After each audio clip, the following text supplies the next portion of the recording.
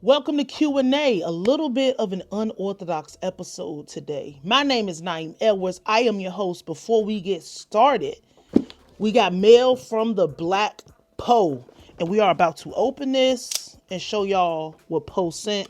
Make sure I don't put his address or any identifying information on the camera.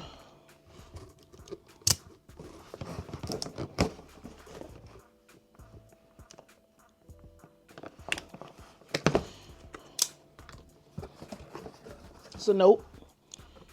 It says, "Hey Naeem, I remember you telling me your nephew really enjoys One Team Garage." And shout out to One Team Garage. Go over to that channel. He does model cars. I'm including a copy of my Master Builder, and a starter kit for him. I'm a Mopar man, so I had to get him a Jeep. LOL. I really hope he enjoys everything. Sincerely, Ed, aka the Black Poe.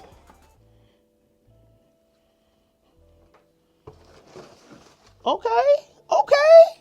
Sent my nephew. I know Jalen's gonna love this. Sent him a Jeep.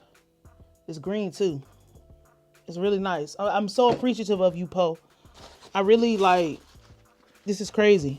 So we got some books in here because I remember saying that I wanted a copy of Bars. He sent Bars. It's a notebook. Theo told me about it, so I'm definitely gonna be writing a project in this. It's probably gonna be like my prized possession when they put it out as a memoir. Obviously, he got another book, Master Builder. And I think this is, another notebook. He's gonna really like that when he gets older. And the Our Family Recipes notebook. So shout out to Poe, man. You know, we love when our people accomplish things and do things, especially in the real world. And that leads me into talking about Finesse2Tymes, right?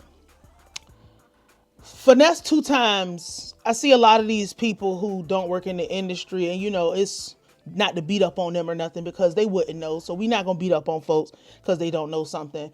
They're talking about what Finesse2Tymes did. It was grimy. It was messed up. He shouldn't have done that. He did bad business. And Finesse2Tymes, no friend of this show, obviously, right?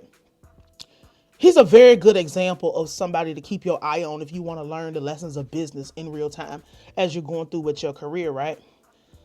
The crazy thing about what Finesse2Tymes did is, unfortunately, y'all, I know that like people like to say that the streets run the industry, the streets keep the industry in the chokehold, but that's just not true. Not when you're talking about doing business, because it's called the music business, not the street business. Like, none of that mentality from the streets translates over when you're dealing with doing business with a major label. And what I'm going to be talking about today, and I'm really pressed on time, I'm supposed to be leaving the house now, is the fact that we always talk about how the street dudes come into this music business and they think that because they keep it real, because they solid, because they're morally intact, all of that stuff, it matters. And to me, it does matter, because you're going to have people that you're going to come across that are going to do good business with you, that are going to be, really sturdy and really solid with you. But unfortunately, this ain't the business for that, for the most part. If you don't walk through the door with your paperwork already in order, being serious already from the jump, being for real and being about your business and knowing what's going on, you're going to end up in a situation where you have egg on your face. Like, I don't even know the rapper's name, and it's really not important because this can apply to anybody. You're going to be really pretty much ass out. It's not going to be and it's going to be nothing that you can do about whatever happens to you in the industry. So I saw where the rapper ended up coming out and he was saying, oh, he sold me a verse he gave to somebody else. I paid $35,000 for this verse. And why would you give me something I paid $35,000 to another person for, right? Then Finesse2Tymes responds, and it's like, I can do whatever I want to with my verse. How you mad at me? Damn, I hope that didn't, whatever. How you mad at me because you didn't clear the verse? Why are you mad at me? Because you didn't do what you were supposed to do on your end. And then the rapper recently, like a few hours ago or whenever, it doesn't matter when I'm filming this, the rapper came out and was like, I got my paperwork in order. You think I'm not doing this because you think I'm doing this and I don't have my shit in order? Blah, blah, blah, blah, blah, blah, blah. And he's scrolling on the screen. He's not reading what the contract says. He was like, I paid for the verse and I paid for the video. But there's so many associated costs that go into doing like music with, it should be any artist. But when you are up the chain, it's like, not to be all cliche, but it's levels to this shit. You rapping with your homeboy in the hood and being like, oh yeah, bro, we just gonna do this. We working with each other to help each other build each other up and build each other out. That's not the same as dealing with an independent artist who knows what to do with their music, knows what it means to actually own your master recordings, knows what it means to actually have something of a commodity. And that's going to be different than dealing with somebody that's a part of a conglomerate. It just is. And I think I said this already, but no, Finesse2Tymes was not wrong. And now let's get into why Finesse2Tymes is not wrong. The first reason that he's not wrong is because this person didn't read. He just, oh, we did all this scrolling. This is what it say. But when you're dealing and you're working with any artist that is signed or any artist that is seriously a part of any corporation or organization that does real music business, there's so many layers to this. I don't even really know where to start, but we'll just start here. These are all fees that I'm going to be like, I'm not going to go into super in-depth detail, but these are all the fees. The first thing is you're going to have to pay for their time. So that will be whatever the feature cost is. So if Finesse2Tymes says it's $35,000 for me to send you the verse and to do the video all together wrapped in one. So I think he was like, it was $20,000 to do the verse and then $15,000 to do the video. Okay.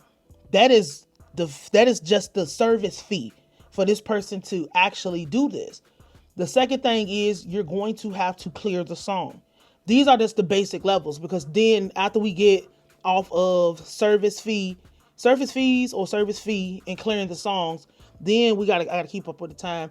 Then we have to go under the surface and start dealing with all the other stuff. The next thing is percentages. How are we divvying this song up? And when I say percentages, you would think like I paid for it, I own it. That's not true. Not dealing with anybody that's serious. Because if my name is attached to something, that means money is going to be coming in, or money can possibly be coming in. So how are we dividing the pie? If the pie is going to be divided, publishing and master, how are we going to be dividing that pie? Going deeper into that, you have the option of buying the song completely out. That means paying whatever the fee is for this person to say, I own none of the song. Keep in mind, you still got all the other charges that I just listed. So did you buy the song out? If you didn't buy the song out, now you might have to actually pay additional money to get the song. Like there's going to be additional fees that come with you not owning the song or getting the song to be able to be cleared, which leads me to a deeper layer of what kind of clearance do you have? So if you have a clearance that is like, if you have a unlimited clearance, because I'm not going to jump around. I want you to be able to walk with me and follow me. So if you have an unlimited clearance, mean you paid all the other fees that I'm talking about, because they're all there. They all matter. You get to this portion of having a feature or doing work with somebody. Unlimited clearance means you can take this song and make as much money as you want to. A lot of the times people don't even have that type of money to be in that kind of situation. So they will get a limited clearance license. So with your limited clearance, they'll put a stipulation on it, 500,000 streams across all streaming. And after you get those 500,000 streams and this many views on the video, you can't make any more money on it. Keep in mind, you've paid everything that I just listed, but now you can't make any more money past the whatever the limit that is on your license. These are things that you need to think about. So did you buy an unlimited clearance, or did you buy a limited clearance? And then you get to what type of verse did you buy? Did you get a license for the verse that is an exclusive? I.e., I'm not going to sell this verse to anybody else. I'm not going to give this verse to anybody else. This is a one-time verse. Or did you buy a verse that is an unlimited, like it's the same thing with the clearance license. Did you buy a unlimited license verse? Meaning I can sell, this is a verse that is specifically made that I can take and I can sell multiple times. It's already going to be cleared for you. It's already going to be able to be put up on the streaming service. Just to interject this, because again, I need to leave the house now. There is this thing where a person with a production company, and shout out to Nicole and shout out to Vay, not bad. These are people that I've consulted with, that came from this channel that I've consulted with, that have production companies. If Vay and Nicole decided that, okay, I'm going to take $100,000 and I'm going to give Rick Ross $100,000 to do 5 songs. So that's $20,000 for 5 songs, right?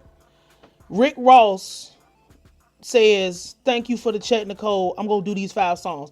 Nicole and Vay, they send their 5 beats to Rick Ross.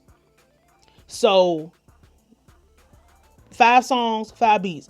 That means hook or chorus, whatever you want to call it. Hook, verse 1, hook, verse 2, hook. 5, that's 15 times. When you think about the math of that, their production companies, and this is a thing that happens a lot, their production companies can take each one of those songs, and so they got 5 songs and they got 3 pieces of each song. So 3 potential unlimited licenses for each song, not to even include the license for the beat that they made, that they sent Rick Ross to make the song, right? So you have 3 pieces times 5 songs. So you have 15 potential pieces that you can use in unlimited licensure. So that means that for each one of those songs, they can sell the hook, they can sell verse 1, and they can sell verse 2 as individual unlimited licensures to anybody that wants to be on a song or do a song with Rick Ross. This is how a lot of that stuff be working, that people, they want to drag the streets into it, but you can't bring, it's mixing iron and clay. It's not going to work. It's not a thing. It can't be a thing. So they have 15 potential. So they pay Rick Ross $100,000. You go to Nicole or Vay's production company and say, I want a Rick Ross verse, because they're advertising, yeah, we got Rick Ross hooks and Rick Ross verses. We got 15 pieces of material that you can pick from 5 different songs. They can say $500 per piece. So each song has the potential so they got 5 songs now that have 3 pieces of material that can be licensed. Each song has the potential, and I'm just using rounded numbers, $500 for the hook, $500 for the first verse, and $500 for the second verse for unlimited licensure. That's $1,500 per song that they can sell as many times as they want, because they've already done their deal with Rick Ross. And on top of that, their production company gets kickback money. When you pay, you still have to pay every single one of those clearance fees, because they might show you some love and rope it in with the 500. All of those clearance fees that I mentioned before, every single one of them, these things do not go away. So what I say, you pay for you pay to get the unlimited, and you're not going to be the only person that gets that. They can sell this 1,500, each song make it 1,500. If they sell 10 of just the one song, they've made $15,000. Now do $15,000 times 5. But you can do this in an unlimited amount of time. This is how easy it would be for them to get their money back. So what I was saying was their production company is going to get paid. Rick Ross might get kicked back a little bit. You still got to do all the percentages and all the stuff that I mentioned. And then this other clearance that people never mention. You have to get a name clearance. There's so many people who have songs with famous people that they call it brown paper bag money. You know, you see them in the club, you network, you the party promoter, you do the song, but you did everything else, right? Or you might not have done everything else because you thought that being a street nigga preceded the, legal business. Then it gets to the point where you can't even put the song out and put their name on it because you don't have clearance to use their name in a commercial manner. So now you got a song with 21 Savage and it's just sitting there and you can't use the name. But you can go holler at Nicole, you can go holler at Vay, and they'll wrap that, put that fee up in there for you to get a verse with whoever you want to get a verse with, and you will have a name clearance. But guess what? It's going to be a verse that 30 other people already paid for. It's going to be a hook that 40 other people already paid for. So, do you have the name clearance? Can you use their name in a commercial manner? That's going to cost you money. You're not going to just buy a verse and be able to put it out and think that that's how it goes. That's not what this business is. And this is just surface level of it because there's all type of other things that might be going on within the contractual binds of whatever you sign. These are I'm just giving you something to think about. Your street mentality, you can't beat up on people who we over here doing it like this. Because when you walk in the room, you the duck. This is why you just paid $35,000 for no reason. If you wanted something exclusive, you might have had to come up off $60,000 just to cover the cost. And then when your song come out, you might not even own it. The label might own it, or they might tell you within the confines of the limited licensure that you can't take that song and get it placed nowhere so you can make no money. You can't take this song and have an NFL player play it and make no money. You know what I'm saying? There's all type of things that. This is why we stress the importance of paperwork, not doing exposés on who went to jail and who ratted. We talking about real people living in the real world, doing real business. And I'm going to leave it right there because there's no need to, go about it any further or any longer than this. Something to think about. This is Q&A.